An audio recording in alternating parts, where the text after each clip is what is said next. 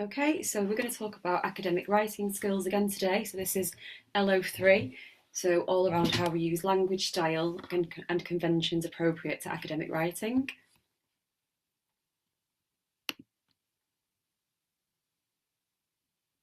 So part of this unit is around the language and style and conventions that you should be using in academic writing. It's a different type of writing to any other kind of writing. So you should use certain conventions such as standard English and appropriate terminology throughout, adapting the style and register to the audience, and including a bibliography or in-text citation to show awareness that using the words, ideas of others has been acknowledged. Should use a range of sources such as books, academic journals, articles, and published expert reports. It's good practice also to avoid using just website references. So you should have access on Moodle to academic journals and academic texts and books. So it's really important that you get yourself familiar with the style and tone of the writing. Okay, so key terminology. What does a pronoun mean? So the definition of a pronoun.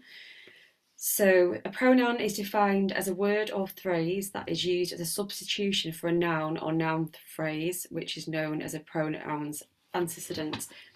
Pronouns are short words and can do everything that nouns can do and are one of the building blocks of a sentence. So here's an example of a plural pronoun. Any of a small set of words such as I, she, he, you, it, we, or they, in a language that are used as substitutes for nouns or noun phrases and whose referents are named or understood in the context. Okay, so I've had some problems with this video previously, but I'm going to give it another go. So this is a brief introduction to academic writing.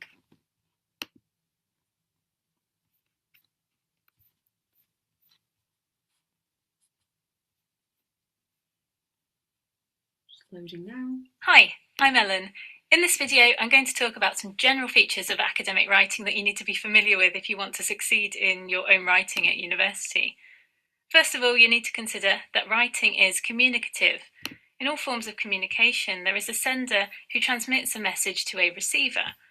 In academic writing, that message will be a fact-based argument, and in order to successfully deliver this, you need to know who you're writing for and what you can expect your target reader to already know.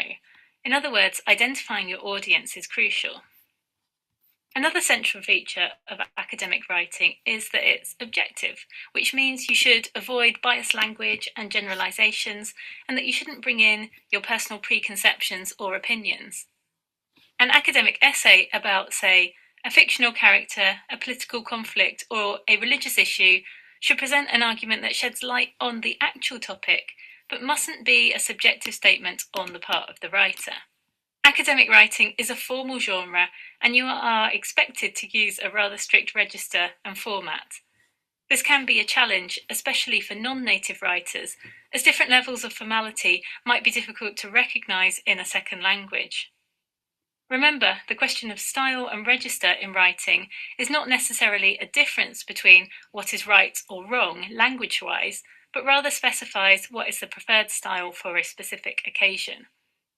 In other words, what is right in one context may not be considered okay in another. Just as you wouldn't wear flip-flops to a formal dinner, you don't use the informal style of text messages between friends in a job application or a university essay. But how do you go about finding the right level of formality for writing at university then? Well, one way is to study texts within your specific discipline. As a university student, you have loads of helpful resources to hand.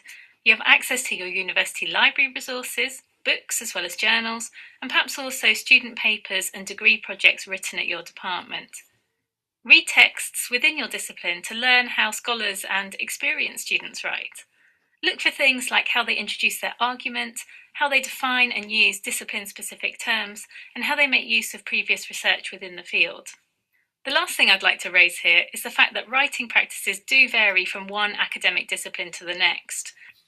This means that you need to learn what is expected of you for the particular text that you are writing. An article in physics looks very different from one in history, for instance. If you transfer from one discipline to another, you'll notice that although the basics remain the same, the way that texts are written when it comes to referencing and text structure, for instance, may differ. Okay. Just going to go back to the next section. So the next section is, let's have a look. Okay, so 3.1. So write accurately following accepted written language conventions. So the ability to explain a concept or argument to an audience is a skill that can be learned. So as the video showed, it is a really good skill to pick up, and I found in my experience at university the best way to understand the writing style, the academic tone, is to really study and read text within your discipline, so you can really get used to what the style is. And also it's important with each assignment to understand what is being requested of you as well. So, okay. So we've gone over the analysis of a question, and that was in the previous session last week, and the planning of an answer. So if you remember how you draw out command words from the question, and how you make a plan to answer the assignment question. So we now need to take into account who we are addressing our answer to. So it's all about who your audience is. Oh, excuse me. Your audience could be the person who set out the question. It could be a group of peers. It could be a group of strangers who have never heard of the concepts you are trying to explain within your discipline. So they could have never, they may be completely new to this subject area. So whoever the audience is, it's important to remember your writing needs to be tailored and adapted to enable your message to be understood. So here's an example. So if you said hypertension can lead to congestive cardiac failure and myocardial infarction, said to the doctors, that would be understood. However, the use of jargon makes it very difficult for anyone else to understand. So to a lay audience, you would say, high blood pressure can stop the heart working properly and can lead to a heart attack. So this isn't my subject area, but I would, as a new person to this area, I understand the last sentence better. So that makes sense to me because I'm new to the subject. So it is a simple changes that you can make to the wording of your answer that will not only make the work more understandable to everyone, but can also demonstrate to those assessing the work that you really understand the audience you are presenting your work to and have demonstrated higher level thinking in the process. You're adapting your work and your explanations dependent on the audience, which is a skill in itself. So what is a pronoun? So a pronoun is defined as a word or phrase that is used as a substitution for a noun or noun phrase, which is known as the pronoun's antecedent. Pronouns are short words and can do everything that nouns can do and are one of the building blocks of a sentence. So essentially it connects the different words within the sentence. So if we can write a list of third-person pronouns, here's an example. So you have she, her, hers, herself, belonging to she. You've got he, himself, his, himself, it, its, itself, and they, them, theirs, themselves, which is plural. So if you look at the different examples here, if we change the following sentence starters from the first person to the third person. So A, the format is a report. So you know the format of the piece that you're writing needs to be in the style of a report. So I will be arguing that climate changes. They will be arguing that climate changes. So that should be the style and the pronoun that's been used. So B, format essay. As a nurse, I need to be aware of equality and diversity when caring for patients. Changes to, as a nurse, she needs to be aware of equality and diversity when caring for patients. So that's changed from the first person to the third person. Format for a presentation. So this is if you're going to do a presentation to maybe peers or teachers. So to take it from third person would be, in first person, I am going to talk about my experiment on social conformity amongst adults. That would change to, he is going to talk about his experience on social conformity amongst adults. This standardisation helps to set the tone of the work you are writing. The tone is the manner or characteristics of the writing itself. The following elements help to create the tone of academic writing. So the formal writing style, maintaining an impersonal or a third person tense, for example, not using I. The use of sophisticated vocabulary relating to the question being asked. So, for example, avoiding slang terms or abbreviations. It's really important to be able to recognise different styles of writing as they are linked to different audiences. So far, we have considered academic writing, but in the activity that follows, you will see the effects of adapting the style and register of language to suit different formats and audiences. So 3.2, this is all around using appropriate style and register to show an awareness of audience. So what is writing style? So at level 3, you need to be able to adopt a style of writing appropriate for the task. This requires you to understand the audience and the purpose of the task. So knowing the text purpose and understanding the audience equates to adopting the correct formality and tone. And this combination of two different things is called a register.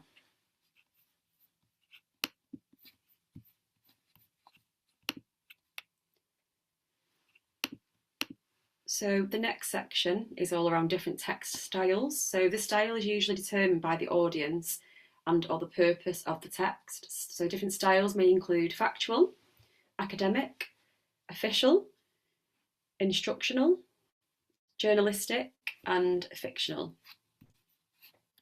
So maybe you have a minute to just write down maybe different styles of text that you maybe read day to day, whether it be in academia or just day to day reading magazines or books that you may read for personal purposes. If you could maybe over the next minute or so maybe write down some examples of what you feel like you read day to day.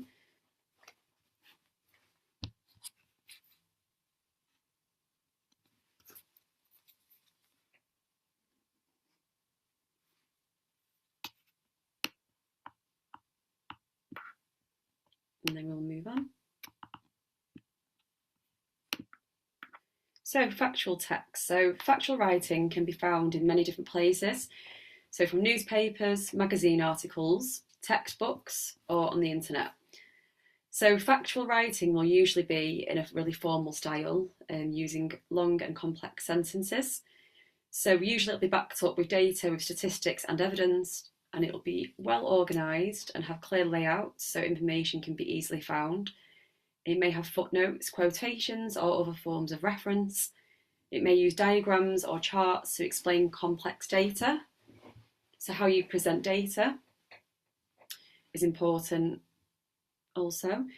It will introduce its subject, then follow it with a balanced argument, and it will usually summarise its main points in a conclusion. Academic writing is really similar in style to factual writing. It will include elements of factual writing, but it might be more detailed and precise. It will avoid any omissions or errors, as it will most likely be examined in great detail. It will be very clear and logical.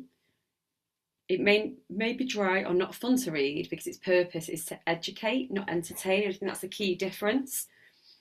So, for example, you read a newspaper or a magazine or a book, that may be to entertain a certain audience, but with academic writing, we're not about entertaining, this is about education. and presenting your particular discipline. So academic writing may offer other subjects on the subject area about to add further balance. It will usually include technical, so discipline technical terms specific to your discipline area, subject area, or very specific vocabulary. Official texts. So official writing will include letters that you may receive in the post, business proposals and press releases, among many others.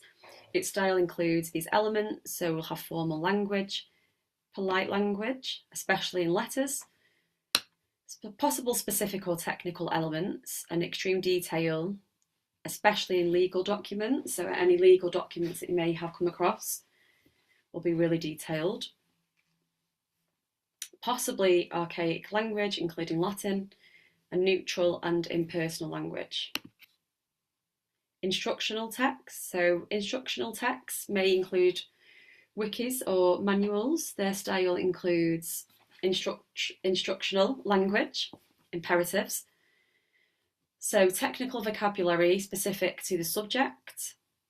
Textual features such as illustrations, diagrams, bullet points. Advisory language, could, should, might. So that's the kind of language you would expect in instructional texts. So as we move on to journalistic texts, so here is another style of writing. So journalistic texts range from tabloids to newspapers, magazine articles and online pieces. They could be like on BBC News, for example. They can also vary in style depending on the seriousness of the writer.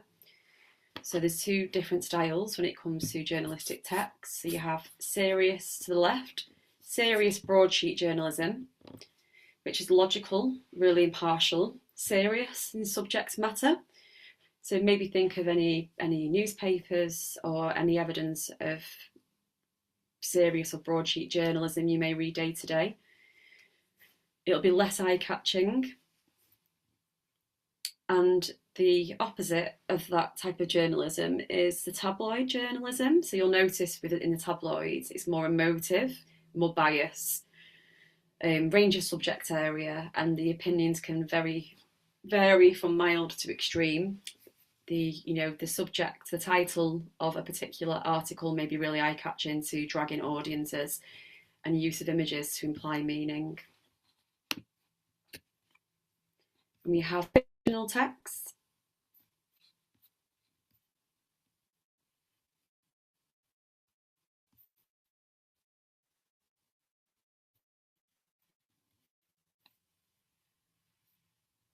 So fictional texts are stories, poems, novels, scripts, and so on.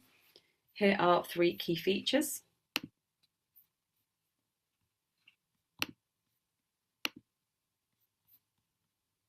Just checking that this is recording still. It is, just checking. Okay, so fictional texts. So fictional texts are stories, poems, novels, scripts, and so on. So maybe if you have any books that are fictional, maybe have a look at those. So you can compare these different summaries of what is usually in a fictional text. So often use flowery language and imaginative language. They may have imaginary characters and situations. They may take an unusual style like poetry with a different style of line spacing or paragraphing. Longer texts will be organised into act chapters or episodes. So the presentation of fictional text is really different compared to academic texts.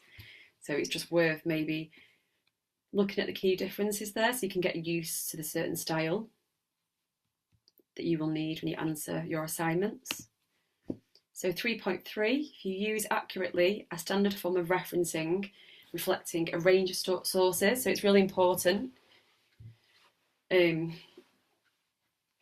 that you do use an array of different types of texts from your discipline area, so you can really show that you have done your research. So academic writing is clear, concise, focused, structured, and backed up by the evidence. its purpose is to aid the reader's understanding.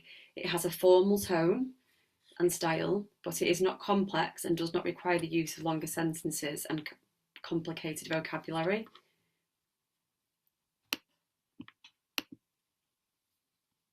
So here are some of the references that we've used today, if you want to have a look at those outside of here.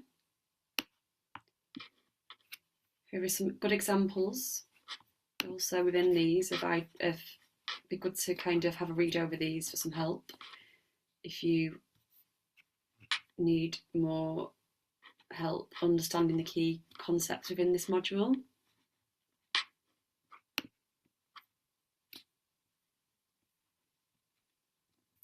So for some homework for the next session, if you were have to do some reading around this subject guides and your subject guides.york.ac.uk. So I'll have a little look now.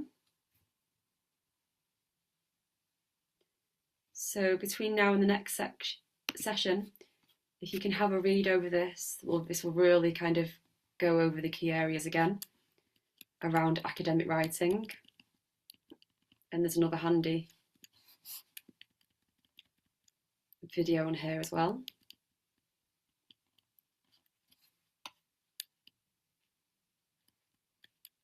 Around academic writing style. So if you can, have a read over that.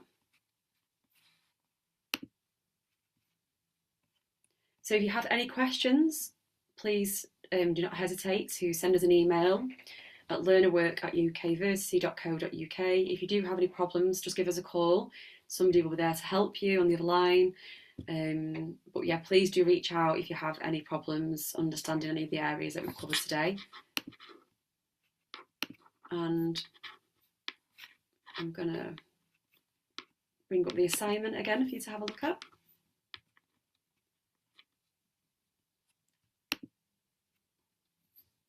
So this is the assignment.